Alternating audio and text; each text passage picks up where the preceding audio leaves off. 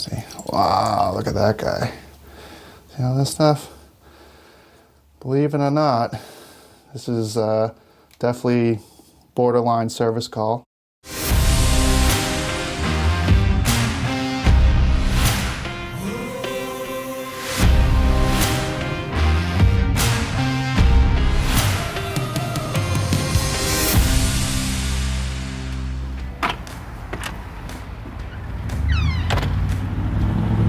Good morning. My name is Mark. I'm a licensed oil burner technician here at 128 Plumbing, Heating, Cooling, and Electric. I've been licensed in the trade for approximately 6 years.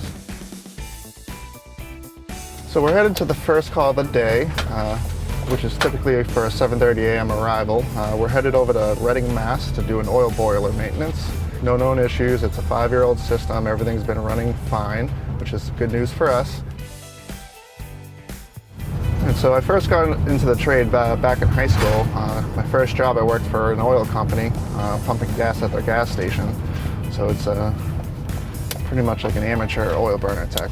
By senior year of high school, that's when I just really started to pick up the pace, learning all the ins and outs of the trade, really diving deep into oil burners. And shortly after that is when I became licensed and kind of decided that it was a career choice for me. Even after spending 4 years at Stoneham State University.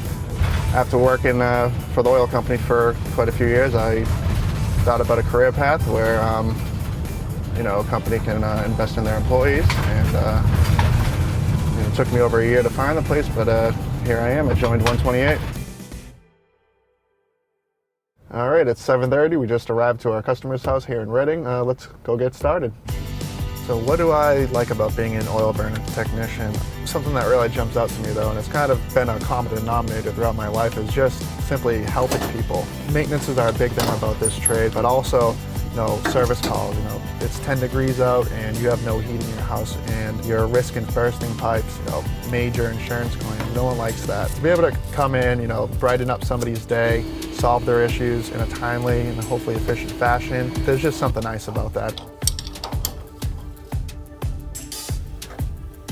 Oh yeah, so I'm over here changing the first of the 3 oil filters, and we definitely have a dirtier one here.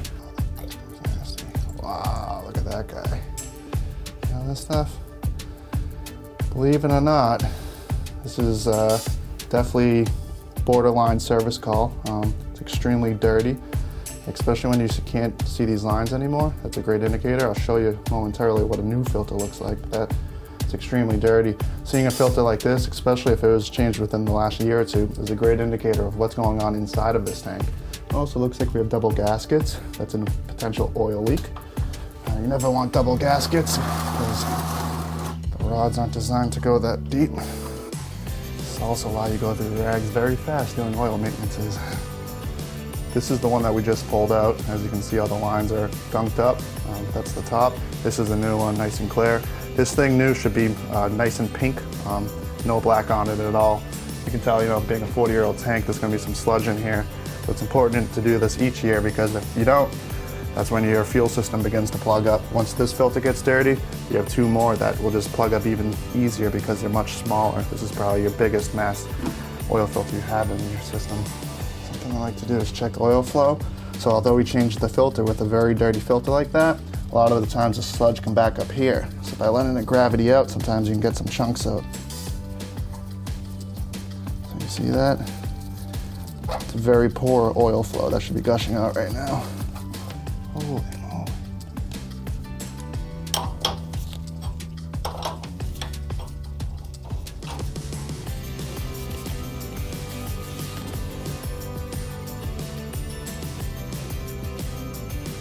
Here's what the new filter looks like.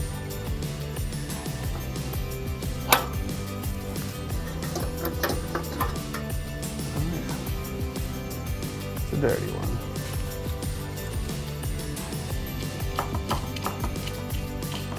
Yeah, pretty clean nozzle. Still pretty dirty, so we're going to be replacing it, but it's good. One of the things that I really like about 128 is the structure that they provide to their employees. It really allows us to flourish and grow. It takes it from a job to a full-on career.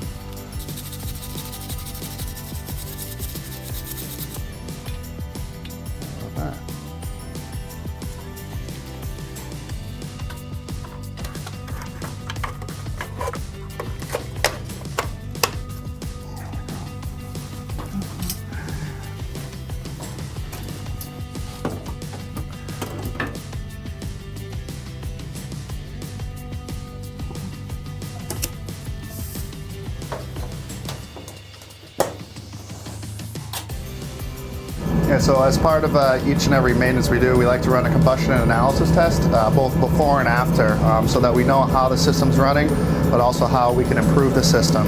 This is like a multi-use tool. We're measuring oxygen, we're measuring carbon dioxide, carbon monoxide, efficiency, draft. It's crucial. You know, people can come in here, change the 3 oil filters, but if you're not actually seeing how the unit's combusting, you know, you're not doing anybody a service. You know, there could be a bird's nest in the chimney that you never knew about. You would see rising carbon monoxide if there were to be a bird's nest in there. You know, if there's not enough air, carbon monoxide is also going to be just riding high. So you're going to want to add a little bit of oxygen to bring those levels down.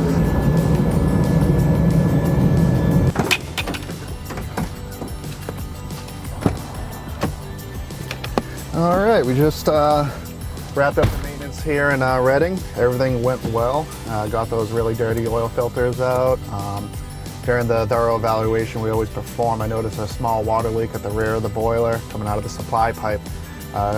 Easy fix, just had to tighten down a couple bolts. You know, definitely prevented a major issue from occurring. You know, rotting out the boiler, major flooding, all avoided just from just tightening down a couple bolts. Can't ask for anything better than that.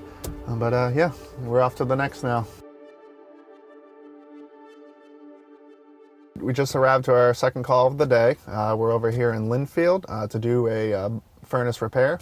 During the recent maintenance about a week ago, I determined that the combustion head, which is on the tip of the burner, was cracked and it was risking falling off and causing a no heat call.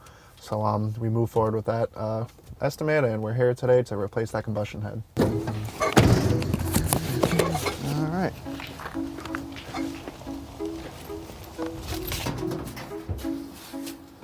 I was here about a week or two ago, just doing a general maintenance. We got about a 15-year-old furnace here, some older parts on it.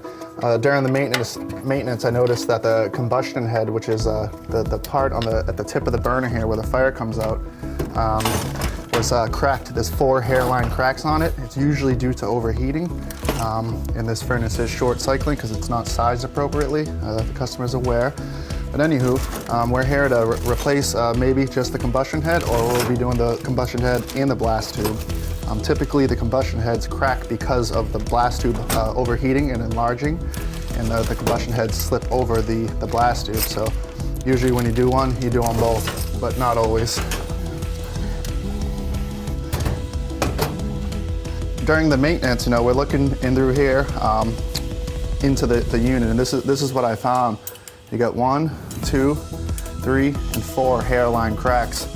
And only until just now, when I actually removed this, did I find that cracked, cracked, cracked, cracked, cracked.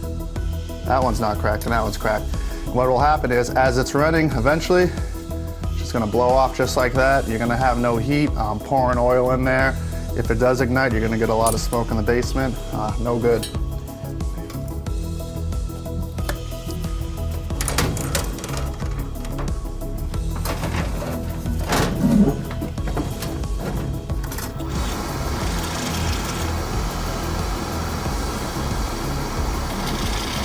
That's the air pocket we're looking for from when we dropped the oil filter at the oil tank. So we're at about 4% oxygen. That's good within the parameters of the hair. We got about a 480 stack temperature. That's the flue temperature's going up right where we want it for this 80%er here. Nearly no carbon monoxide. We're running nice and safe. Can't ask for anything more. All right, so we just finished up here in Linfield. Everything's back to normal, running as it should, and we're off to the next.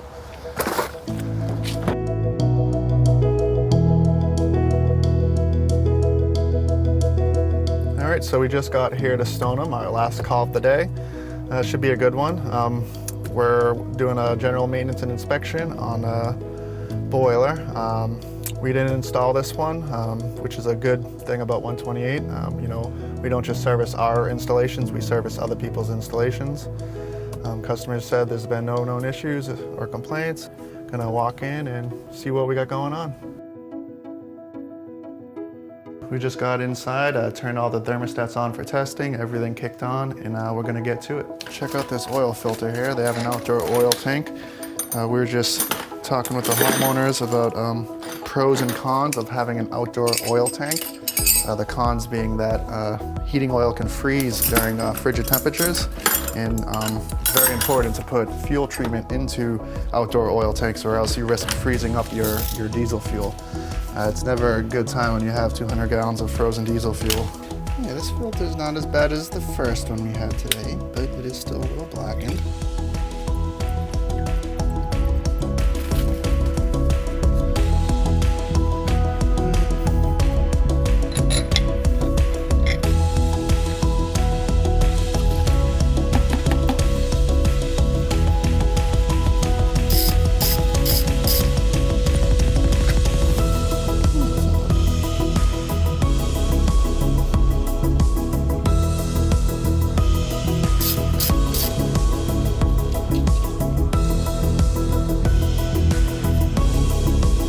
This right here takes the place of the combustion head that we replaced at the last call. When I was all cracked, this one is wide open in here. So it's a little bit easier to know. Sometimes I'll find these snapped, so it's hanging on by two. You never know. I'm not surprised by anything nowadays.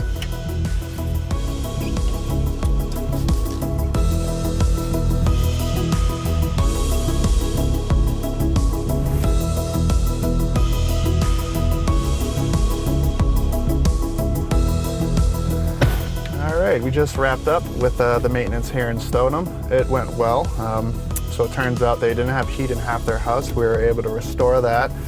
There's definitely some signs of wear and tear throughout the boiler that you may have noticed. Customers are interested in their replacement options, so we're intending to get a project manager out here to explain their options, sit down with them. But yeah, our job here is done.